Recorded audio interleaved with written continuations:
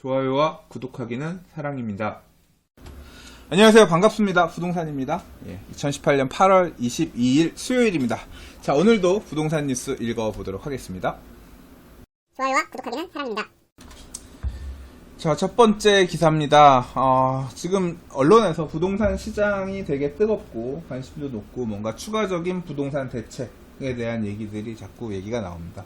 그래서 짚어볼 만한 내용들에 대해서 자꾸 이제 얘기들 하고 있는데요.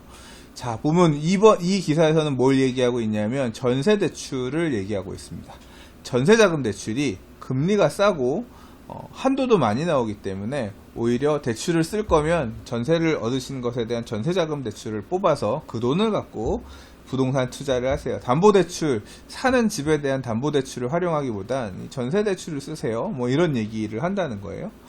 서울에 사는 직장인 정모 씨가 최근 전세를 얻는 과정에서 전세자금 대출을 받아서 전세 들어간 돈 중에 일부를 전용해가지고 집을 사는 게 어떻겠느냐 이런 제안을 부동산 중개업자라고 했다고 하는 겁니다. 실제로 정말로 그래요. 전세자금 대출은 대출 금리도 낮고 그 다음에 뭐 투기과열지구라든가 이렇게 규제가 가해지고 있는 지역에는 대출 나올 수 있는 금액의 한도가 오히려 전세로 해서 전세를 얻고 전세자금 대출 받는 게 매매를 해서 대출 금액 나오는 것보다 더 높은 LTV가 더 높은 경우들도 많아요. 그러다 보니까 이게 뭐 일부 부동산 투자 사이트 등에서는 전세 대출로 대출을 이빨 가득 뽑아가지고 집을 사는 게 공공연한 비법으로 알려져 있다. 그래서 담보대출과 부동산 시장으로 들어가는 이 담보대출을 쪼이니까 이런 식으로 전세자금 대출, 다른 쪽으로 돌아가는 대출이 전용돼서 부동산 시장으로 다시 돌아오는 그런 모양새를 보이고 있다. 이제 이런 부분을 지적하는 기사라고 보시면 되겠습니다. 이런 기사들이 꾸준히 나오긴 했습니다. 전세자금 대출도 계속 늘어나고 있다. 전세 금액도 올라가고 이제 그런 부분들이 영향을 끼치는 것일 수도 있고요. 전세자금 대출을 활용해서 지금 뭐 기사에서 우려하는 것처럼 이렇게 부동산 시장으로 재투자하는 형태로 전세자금 대출을 활용해서 이제 그렇게 투자 수요가 들어오는 부분도 없잖아 있을 수 있을 거라고 생각합니다. 그래서 기사가 나왔으니까 지금 요즘 같은 시절하고 맞물려 생각해 보면 이것도 규제해야 되는 거 아니냐 뭐 그런 뉘앙스로 읽힐 수가 있는 기사죠. 자, 부동산 업계에서는 전세금 상승으로 기존 전세 대출이 증액되는 것이 아니라 신규 아파트가 급증하면서 이곳에 들어가는 세입자들이 신규로 전세 대출을 받고 있다 보니까 늘어나는 거다. 그냥 뭐 이제 그렇게 말 그대로 입주 아파트들이 많고 입주 아파트들의 전세가가 높으니까 전체적인 전세 대출 금액이 늘어나는 거다. 뭐 이런 식으로 설명하는 경우도 있다고 하고, 그리고 전세 대출을 만약에 건드리게 되면 제한을 하게 되면 만약에 이제 전세자금 대출 한도를 축소한다거나 하게 되면 시장에서 올 충격이 되게 크죠. 예를 들자면 기존에 전세 살고 있던 사람들, 내가 무슨 아파트에 전세자금 대출을 얼마 받아서 살고 있는데 만기가 돼요. 전세계약 연장을 해야 되는데 전세자금 대출도 만기가 되면 도래할 거 아니에요. 근데 만약에 일률적으로 전세자금 대출 받을 수 있는 한도를 줄이거나 퍼센트를 줄이거나 하게 되면 이 사람은 계속 그 집에 살려고 하면 전세보증금을 낮춘 만큼 뭐 이제 월세를 올려준다라고 하는 형태로 해서 임대료, 월세로 전환하게 되는 사례도 나올 수 있고, 만약에 주인이 그걸 희망하지 않는다라고 하면 어쩔 수 없이 보증금을 올려주지, 이 전환금 빠지는 전세금을 마련하지 못하니까 그 집에서 나와야 되는 그런 경우도 생길 수가 있겠죠.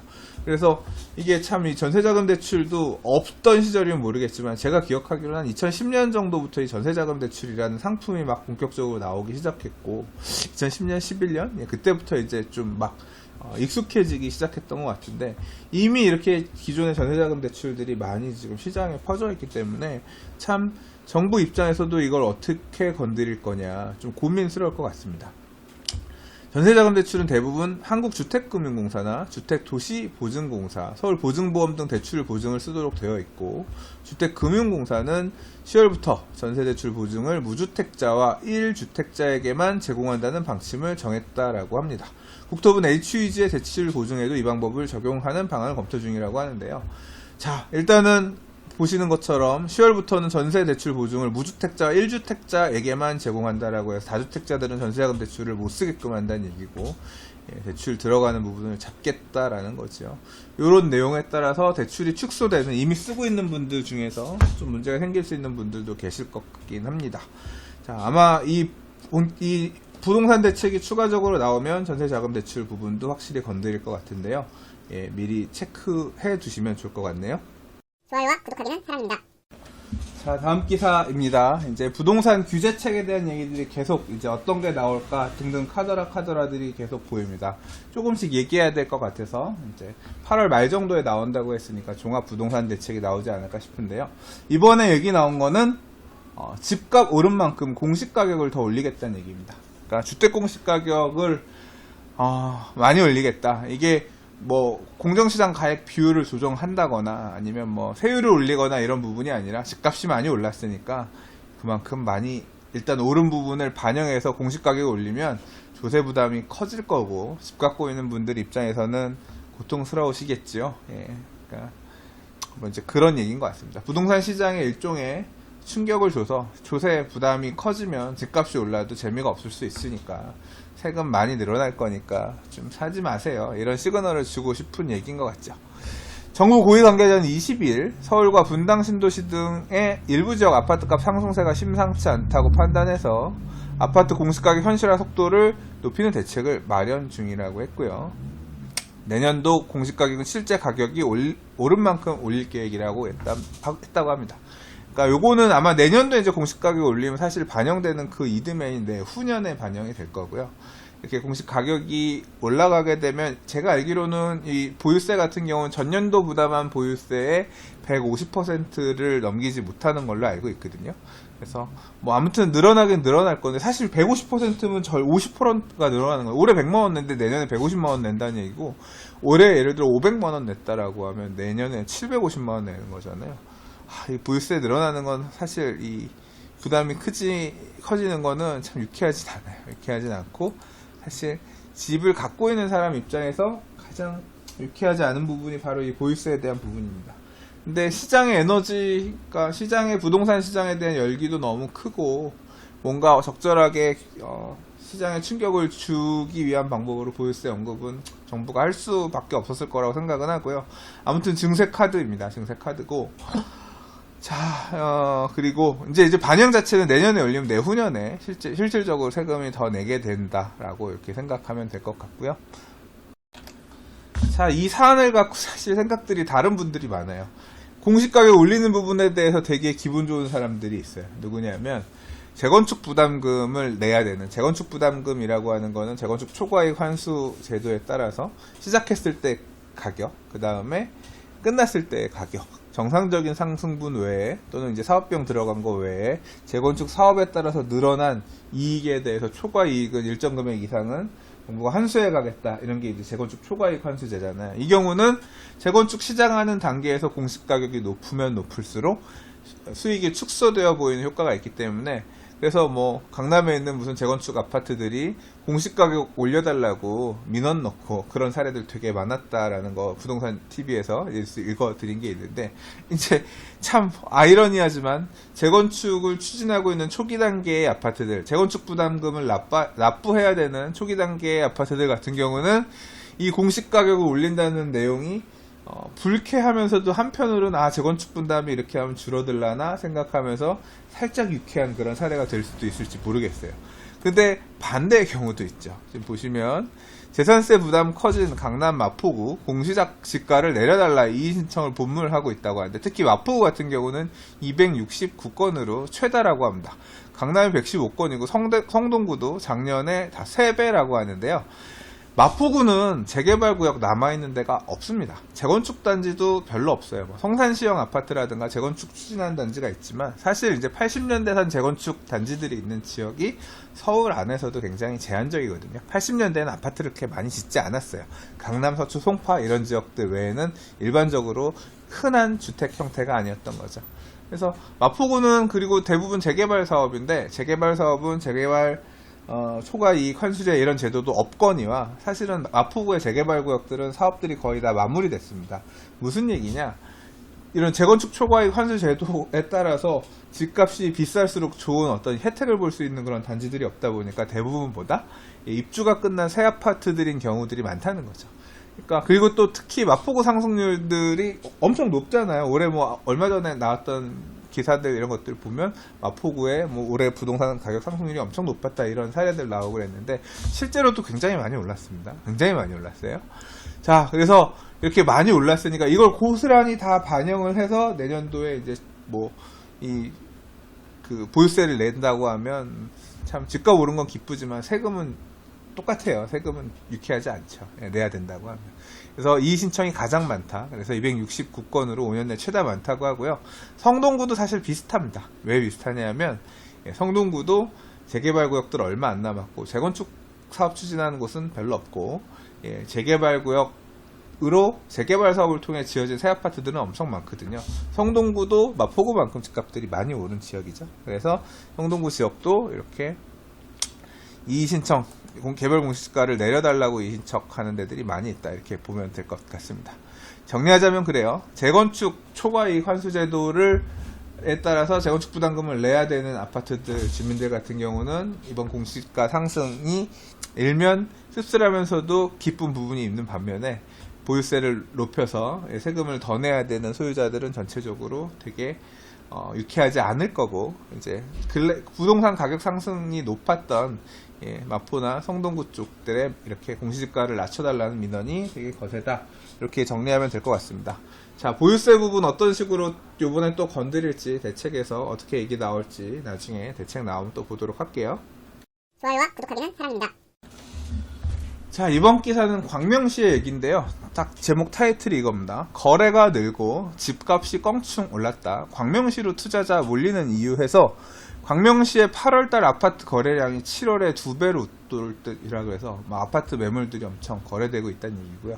이런 기사들 뿐만 아니라 저희 부동산 스터디 커뮤니티 같은 데도 보면 우리 동네 아파트가 씨가 말랐어요. 거래들이 다 쓸어가고 있어요. 이런 표현 써가면서 매물들이 소진되는 얘기들이 나오고 있는데 이번에는 지금 이 기사에서는 광명시 얘기예요.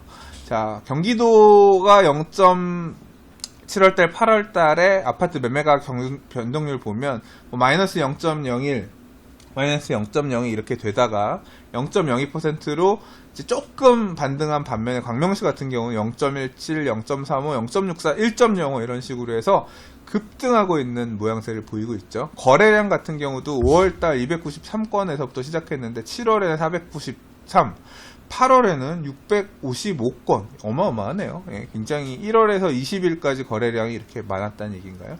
아파트 거래량이 늘고 있다는 얘기는 거래량도 늘고 가격도 오르고 있다 이런 얘기는 이제 뭐 기사에서 하고자 하는 얘기인 거죠. 철산 센트럴 푸르지오 철산 주공 4단지였나요? 분양도 있었지만 광명 뉴타운 작년에 이제 16R구역 분양하고 나서 이제 광명 뉴타운 진행되고 있는 부분들도 있고 그래서 이 어떤 개발 압력이라고 해야 될까요? 이제 이런 부분들 사람들 투자자들의 관심들이 광명 쪽으로 쏠리고 있다. 오, 8월달 거래량이 1,100건에 달할 거라고 하네요. 자, 한국감정원에 따르면 광명시 재개발 사업, 재건축 사업이 활발하게 진행되면서 외부에서 들어온 투자 수요가 급증한 것으로 풀이가 되고 작년 말 철산동 신규 분양 호조에다가 철산동 재건축 기대감에 따른 매물 부족 현상 때문에 그리고 이제 집값 상승세가 최근 인근 하안동하고 소화동으로 확산되는 분위기라고 합니다. 자, 그래서 결론은 이거죠. 투자자들이 많이 움직이기 시작하고 거래량이 늘어나고 이제 매매 가격이 올라가고 하면 과열, 소위 말해서 부동산 투자가 과열이 되기 시작하면 규제가 또 들어갈 수 있죠. 그래서 투기과열지구 지금 아직 광명 같은 경우는 투기과열지구가 아닌데 투기과열지구가 지정될 가능성이 있다. 투기과열지구가 지정이 되면 여러가지 규제책들이 들어가죠. 일단 대출 규제가 생기죠. 대출 받을 수 있는 다주택자에 대한 LTV가 축소되게 되고요. 이제 분양을 하더라도 분양권 전매 제한이 생기고요. 그리고 재건축 같은 경우는 조합원 지위 변경 금지 규정, 재개발 사업도 관리처분 계획 인가 이후에 조합원 지위 금지 규정 생기고요. 사고 팔고 못하게끔 거래 제한 생기고, 특히 이제 제일 심각한 문제가 재당첨 제한 문제가 생기는데, 광명시 재당첨 제한 문제 생기면 아마 심각한 사례들, 기존에 투자했던 분들 중에서 분양 대상자가 되지 못하는 사례들, 잘 인지하지 못하는 과정에서 사건 사고 나올 만한 사례들이 좀 있는 것 같습니다. 그래서 개인적으로도 굉장히 심란하고요. 사실 물어봐도 케이스 바이 케이스로 이거는 아리까리한 부분들, 사실 국토부에서도 명쾌하게 답변 못 해주고 있는 부분, 또는 답변이 혼선되는 부분들도 있기 때문에, 좀 아무튼 이 광명시가 투기과열지구 지정이 된다고 하면 지금 지정될 것으로 뭐 유력하게 얘기하고 있습니다만, 복잡한 계산 어떤 케이스들이 많이 나오리라고 생각합니다. 자, 이거 외에도 얘기 나오는 규제들, 이제, 과거에 지금, 금융위기 이후에 부동산 시장이 서울의 부동산 시장이 안 좋아지면서 이제 풀렸던 것들이 있거든요. 대표적인 게 이제 조세 관련해서 풀어진 부분들이 있습니다. 예를 들자면 양도소득세 비과세 요건 같은 경우도, 또는 단기 매매에 대한 양도소득세 중과, 그러니까 샀다가 1년 이내에 팔면, 2년 이내에 팔면 이렇게 좀 빨리 팔 경우에, 과거에 주택 같은 경우는 2년이 지나야지 일반 세율대로 세금 내게끔 됐었는데, 이제 이런 부분들이 하락장에서 잘 사고 팔고 하는데 좀 촉진하려고 1년만 지나면 일반 세율이고 1년 이내에는 40% 세율 뭐 이런 식으로 해서 조금 완화됐던 부분들이 있거든요. 또는 뭐 1세대 1주택 비과세 요건 같은 경우도 사실 완화가 됐었고, 일시적 1세대 2주택 비과세 같은 경우도 일시적 1세대 2주택 할 수 있는 기간들 같은 경우들 되게 느슨하게 3년까지 주고 했었거든요. 그 시절에 집이 잘 안 팔리니까 3년까지 주기도 하고 그랬던 거예요. 근데 이런 부분들에도 전체적으로 손볼 가능성이 있을 것 같아요. 이 소득세법 건드리기 시작하면 또 끝도 없거든요. 양도소득세 관련해서. 사실 재개발 사업 같은 경우는 이런 특수한 뭐 재개발 투자할 때, 재건축 투자할 때 이런 특례 조항들도 있고 한데, 건드리면 보통 또 다 건드리기 때문에, 자, 이제 일단 뭐 8월 달에 뭐 세금 부분 건드리는 것까지 포함해서 이제 나오면 그와 관련해서 추후에 입법하고, 또 이 바뀐 내용에 따라서 공부해야 되는 내용들 좀 조정할 부분들도 있고, 저도 좀 머리 아플 것 같습니다. 좋아요와 구독하기는 사랑입니다. 자, 오늘 대략 이 정도 뉴스 준비해 봤습니다. 네, 오늘도 봐주셔서 들어주셔서 감사하고요. 제가 이따가 오후에, 오늘 지금 수요일이잖아요. 오후에 뭐 특별한 일이 없다라고 하면 가서 부동산 TV 라이브 또 한번 조금 진행해 볼까 하고요. 만약에 일이 없으면 오늘 못하겠습니다. 따로 커뮤니티, 여기 보시면 여기 커뮤니티 누르면 이렇게 글 이런 거 있거든요. 이렇게 보실 수 있어요. 여기에다가 제가 이따 글 올릴 테니까요. 만약에 이거 올려놨는데 만약에 있다라고 하면 오시면 되고요. 없다라고 하면 안 오시면 됩니다. 네. 자, 오늘도 들어주셔서 봐주셔서 감사합니다. 내일 또 다른 부동산 뉴스와 이슈를 가지고 인사드리도록 하겠습니다. 감사합니다. 부동산이었습니다. 좋아요와 구독하기 부탁드려요.